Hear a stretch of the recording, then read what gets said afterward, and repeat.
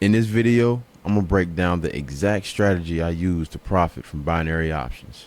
It's based off of two powerful concepts: volume spread analysis and support and resistance. It's simple, effective, and more than anything, it's user friendly.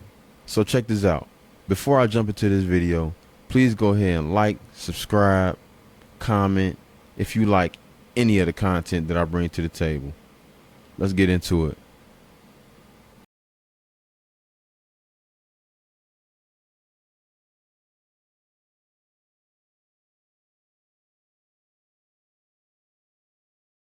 All right, so this is Pocket Options.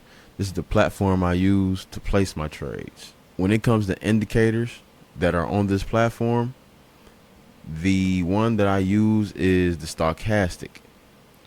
And with the stochastic, the settings are as such: K period 5, D period 3, smoothing period 3, and moving average SMA.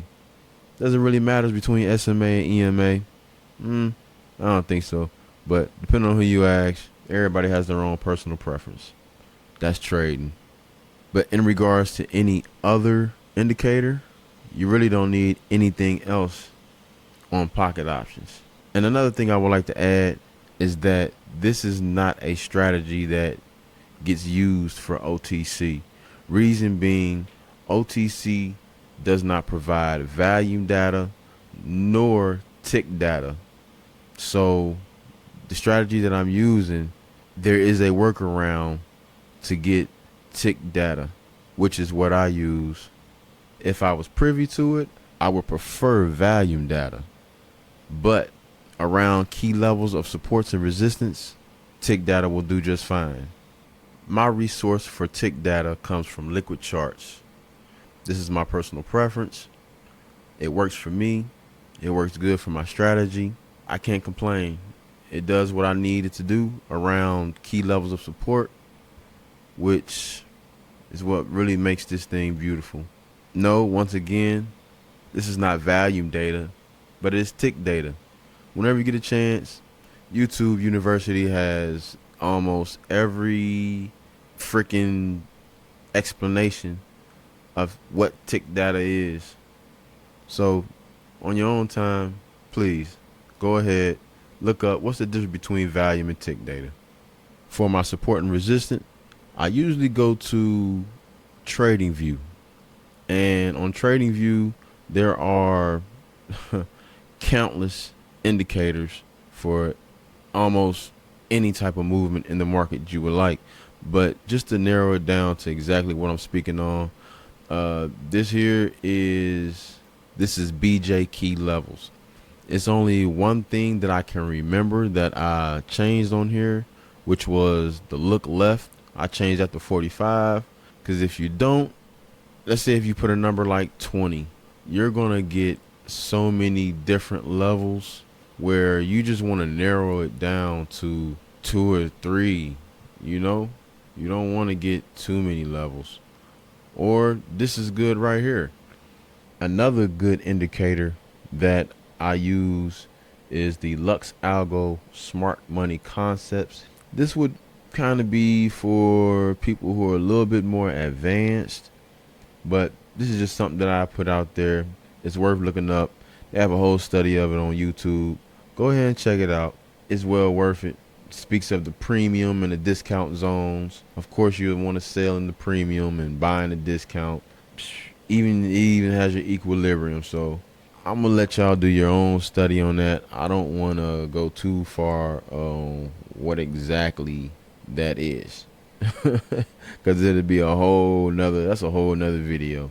Those are the main things that I use. So I gave you Pocket Options, Liquid Charts, and on TradingView you have two indicators that you can choose from: BJ key levels or the Lux Algo Smart Money Concepts. Oh, and by the way, the link for all of those will be in the description. So if you need it, it's there. But if you're privy to volume data, then that is even better, in my honest opinion. So in this next section, I will be going over support and resistance and VSA, volume spread analysis. All right, we're going to start with support and resistance. So check this out, right? I'm going to go ahead and start with a naked chart. No lines, no indicators, and show you what to look for in the very beginning when you're dealing with support and resistance. So one thing you want to look for are areas of reversals. There are going to be a lot of support and resistances. And since, we're working on a smaller time frame, there are a lot of different support and resistance right here. But a good idea would be to work from the top down. Since we're dealing with pocket options and a lot of things are in regards to quick trading, we can go to the 15-minute chart and we can start there. Do a top down analysis. So a good way to do this, like I said, this is the 15-minute chart, and you can just look for some supports and some resistances. Support can be considered as a floor, and resistance can be considered as a roof. Once again, there will be a lot of them, so pick the ones that are closest to price action. This is a 15-minute chart, so boom. We really don't want too many. It won't be a bad idea if I did one more. Clone. For some odd reason, I like that down there. All right. So boom. I see some other ones, but we will be okay. So that was 15. Let's go to our 5-minute. On our 5-minute, what do we see? See one right there. Let's change this color. That's too much strain on the eyes. Okay, there we go. I like that right there. So as you can see, these are just points where the market either hit a floor or a roof, aka support and resistance. So let's say if we turn on our Lux Algo indicator, I don't even know how this is going to look, but boom. Well, look at that. At the very least, we have a roof up here or resistance. You also got supply and demand. So those are some other terms that you can use, but we have a resistance right here. So we should expect to see some type of turnaround, maybe up in this area. All right. But we're going to turn that back off real quick. Boom. That's the 5-minute. This is the 1-minute. So even on this 1-minute chart right here, right? This is what we're going to do. We're going to do some horizontal lines, because I see some supports and resistances in here. Like that one there. This one here. Yup. That's the same one. Same one. That comes all the way over here. That comes all the way over there. So it's safe to pull this one all the way here. And you can see it just bounce. Boop. It blew past that. I mean, actually, it hit that resistance, came back, and then it broke it. And then it came back down, hit it again, came back to the floor here, hit it again, down here. So where you see it hitting that line, those are considered key levels. Those are key levels. So you seen that it hit it once, you seen it hit it twice. Matter of fact, let me get a little bit more specific so you guys can see this. That's 1, 2. It blew past that. That don't count. But we got more. 3. Good gracious. This thing just kept hitting it. And every time it hit it, that was a trade. That was a trade you could have took. That was a trade you could have taken. Every time. 4. It even hit a 4th time. So let's see what our indicator says. Okay. Our indicator matches with this down here. Remember I marked out the support and resistance? Well, down here, this is a a level of support, an area of interest if it ever was to go back down there, which is the discount zone. So in this zone down here, we could expect for it to rise back up again, but you don't have to wait till then. But it would be smart to. That'll be your highest chance of getting a nice win. And who does not want the W's? If you don't want the W's, go ahead and, I'm sorry, you can go ahead and go to the next guy, because that's what we're looking for right here. We're looking for W's.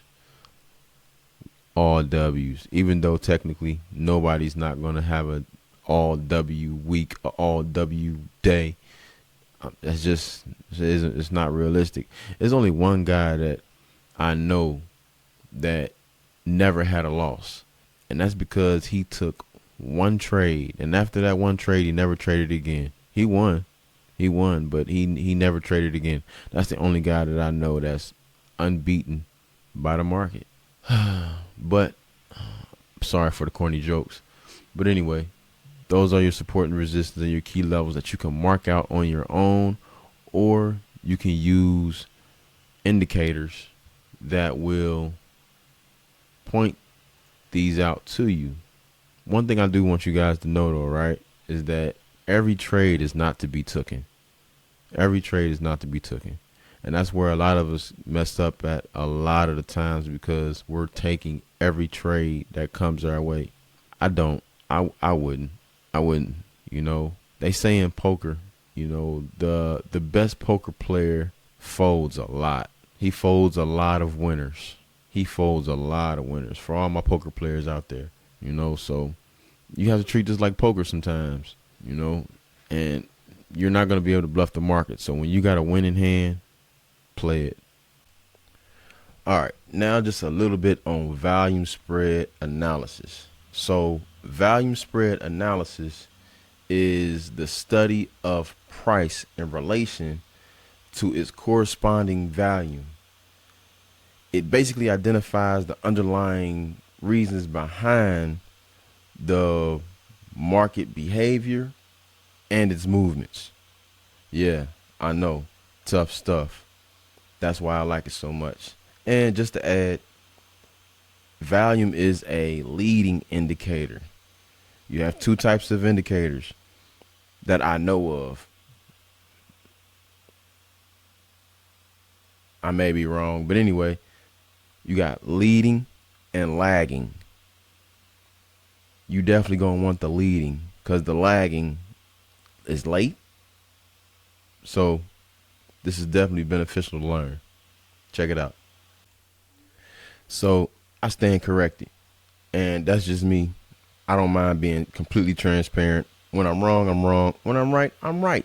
But check this out. I just learned something. I went on ahead, I went to Google, and Google gave me the three types of indicators there are. You have leading indicators, lagging indicators, coincident indicators. Now, that one is completely new to me. Coincident indicators.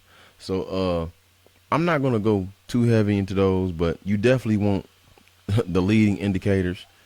Man, I was just thinking it was only two, but it's three. Take a screenshot of that, pause it, read it, check it out. Now for a little lesson in VSA, volume spread analysis. As you can see here now, we have a rather normal size candle. The value doesn't matter, just the size. That's all we pay attention to, the size. So we have our candle. The one below it, that is our volume. Okay, we have our next candle, and we have the volume as well. Then we have another candle, but there's one thing about this candle here. The volume was rather large, but the spread of that candle was small. Now, without me getting too deep into what that means, one thing I can tell you for sure is that anytime the volume does not match the result within that candle, there's something going on in that candle. Something us traders like to call absorption. But just to keep it on a beginner friendly level, when you see that a candle has higher volume and it's not like regular like the rest of them are, something's about to change. 9 times out of 10, there's going to be a reversal. At least 8 times out of 10. And what do you know? We get the red candle. Following this red candle, you will get volume to match it. But yet and still, that volume wasn't as big as the one before it. So most likely, or there's a chance that you will see another green candle because the volume did not go over the one that was before it. Now, as you see, but guess what? The volume was smaller. So where would it go? It would go in the opposite direction, and most likely with matching volume. But it might not happen in this exact order, but hopefully you all can see. Here, let's make this a little smaller. And we're going to make this one a little bigger so that you can see that there is a difference within what is called the spread. That one is smaller than this one. So you would assume that the volume should be a lot bigger. But no, not always. Not always. You just might see a volume bar like so. And what does that mean? Another reversal. And then just maybe the volume may catch up and run its course. It's not bigger than the last candle. So maybe, just most likely, you should see another candle. Now, a lot of this is hypothetical. The whole thing that I'm trying to get across is that when you see that the size of the volume bar does not match the size or the spread of the candle, something's brewing. And a lot of times you have to look for the candle that's before it. You get what I'm saying? I hope you guys get what I'm saying. So like here, this here was way bigger than the candle before it. So that's what let us know that this here was going to happen. This down candle. Same with right here. We had a green one that was a little bit larger than the candle before it. It's a little bit larger than the candle before it, but still the volume was lower than it. So we got another down candle going here. And let's not forget, one of the most important parts is this, is that you're going to have levels of support and resistance. The color really doesn't matter because you're going to mark your own out a lot of the times, but you're going to have these supports and resistance already marked out, ready to go, knowing that price action is doing its thing. And that's how it would look. Let's see. There. Man, I'm an artist. I'm telling you, I did pretty good on that. What y'all think? Let me know. Shoot a comment. Let me know what you think about my drawing. In order for you to execute this VSA analysis, you would start in the very beginning of the candle, on the very first second of the candle, because you've already done your volume analysis for the candle before it. And that's why it is considered as a leading indicator. You will be able to see what should happen. I'm going to say should, what should happen to the very next candle. I hope I gave you all a nice bit of information. Hope you use it. Hope you stay profitable. Please, please, please, please do not let this be the last strategy you use unless you see yourself being profitable in it. So I hope you enjoyed the lesson.